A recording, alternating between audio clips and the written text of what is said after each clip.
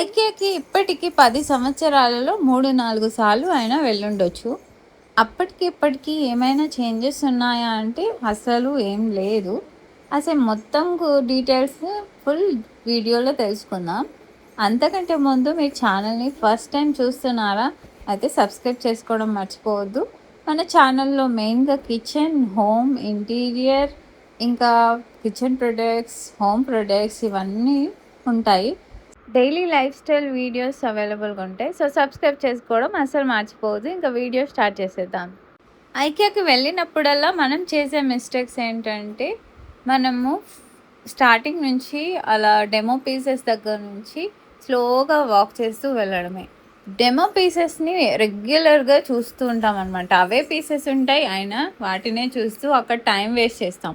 So ఈసారి మేము అలా చేయకుండా డెమో పీసెస్ని అన్నిటినీ స్కిప్ చేసేసి, మాకు ఎక్కడైనా ఏదైనా ప్రొడక్ట్ అంటే ఫాస్ట్గా వాక్ చేసేసాం, మధ్యలో ఏదైనా నచ్చితే ఆగాము, దాని డీటెయిల్ ఒకవేళ అది అక్కడే అవైలబుల్ ఉంటే తీసుకోవడానికి ట్రై చేసాం. ఒకవేళ అది దాని స్టోర్ వేరే దగ్గర అని మెన్షన్ చేస్తే మాత్రం ముందుకు వెళ్ళిపోయాం. సో మీరు ఐకియాని ఆల్రెడీ విజిట్ చేసి ఉంటే ఇలా మాత్రం టైం వేస్ట్ చేసుకోకండి డెమో పీసెస్ దగ్గర.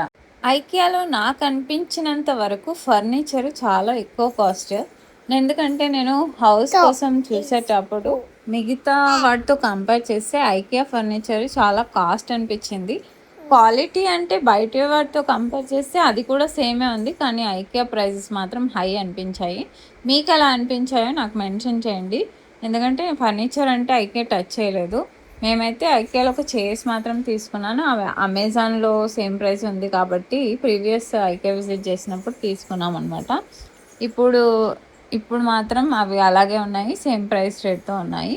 అసలు ఈరోజు వచ్చాము, చాలా వేస్ట్ అయింది. క్లియరెన్స్ సేల్ దగ్గర కూడా అసలు ఐటమ్సే లేవు. ఎందుకంటే రెగ్యులర్గా విజిట్ చేస్తాం మేము అప్పుడప్పుడు. సో అవే ఐటమ్స్ కనిపించాయి. కొన్ని అయితే అసలు మాయమైపోయాయి. అంటే కొన్ని అంత అంటే అలాంటి యూనిక్ ఐటమ్స్ ఐకియాలో ఉంటాయి కాబట్టి జనాలు ఎక్కువ తీసుకుంటారు. సో అలాంటివి మిస్ చేయకుండా మీరు అప్పటికప్పుడే తీసేసుకుంటే బెస్ట్. ఇందాక ఫర్నిచర్ అంటే బెడ్, కాట్, సోఫా సెట్ ఇవన్నీ మాట్లాడాను నేను.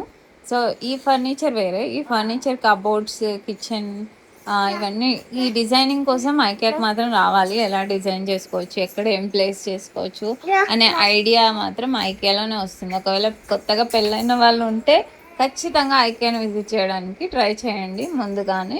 సో అది మనకి చాలా హెల్ప్ అవుతుంది డిజైనింగ్కి.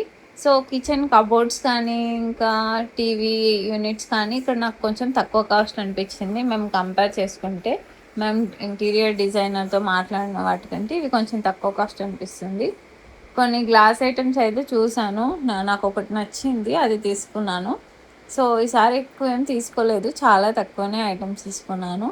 మీరు ఐకియాని విజిట్ చేసినప్పుడు ఎల్లో ట్రాలీ అస్సలు తీసుకోకండి. బిగ్ సిల్వర్ కార్ట్ ఉంది కదా, అదే తీసుకోండి. ఎందుకంటే కార్ దగ్గరికి అది అలౌ చేయరు. మేము ఫస్ట్ టైం వెళ్ళినప్పుడు మిస్టేక్ చేసాము. సో మీరు అలా చేయకండి, ఇది మాత్రం గుర్తుపెట్టుకోండి.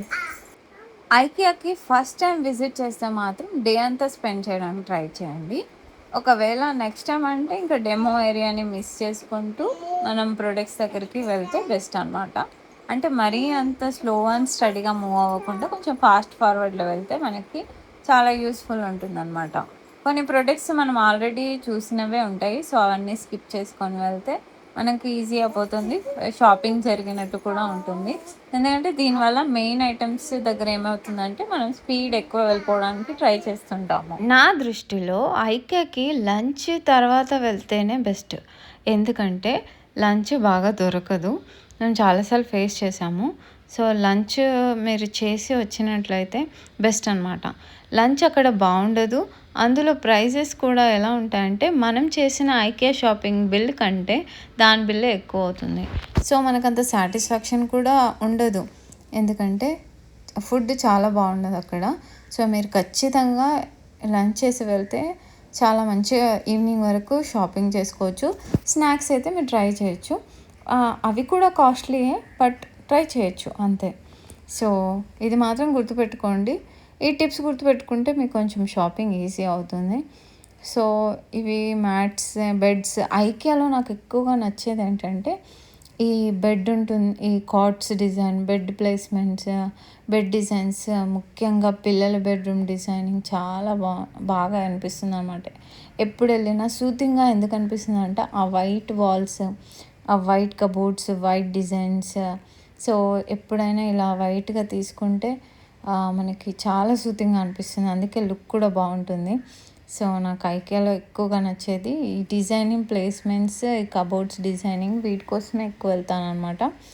మెయిన్గా ఏంటంటే అక్కడ కిడ్స్ బెడ్రూమ్ ఉంది కదా, ఇది నాకు చాలా నచ్చింది. ఇది ఫ్యూచర్లో అలా డిజైన్ చేయాలి కిడ్స్ బెడ్రూమ్ అన్నట్టుగా నచ్చింది నాకు. ఇప్పుడైతే అసలు చేయలేను, ఇప్పుడు చిన్నపిల్లలు కాబట్టి కంపు చేస్తారు పక్కా. సో ఐకియాలో మెయిన్ ఏంటంటే కిచెన్ ప్రొడక్ట్స్, డెకరేషన్ ఐటమ్స్, వీటి కోసం అయితే ఖచ్చితంగా ఐకియాకి వెళ్ళాలి. ఎందుకంటే చాలా యూనిక్ కలెక్షన్ ఉంటుంది, క్వాలిటీ అనిపిస్తుంది, చైనా ప్రొడక్ట్సే. ఈ కర్టెన్ నాకు చాలా నచ్చింది అనమాట, లాస్ట్కి అనిపించింది, కానీ కాస్ట్ అనిపించింది, తీసుకోలేదు.